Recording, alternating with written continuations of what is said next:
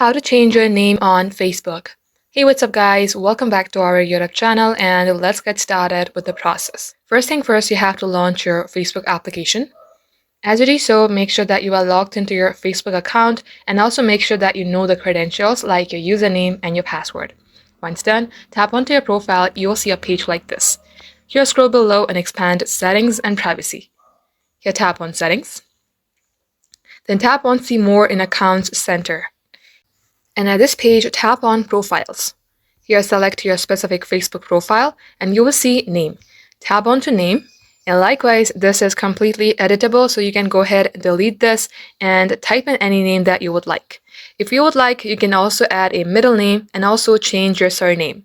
Also be noted, you can only change your Facebook name once in 60 days. Make sure that it has been 60 days since you last changed your Facebook name. And likewise, tap on Review Change.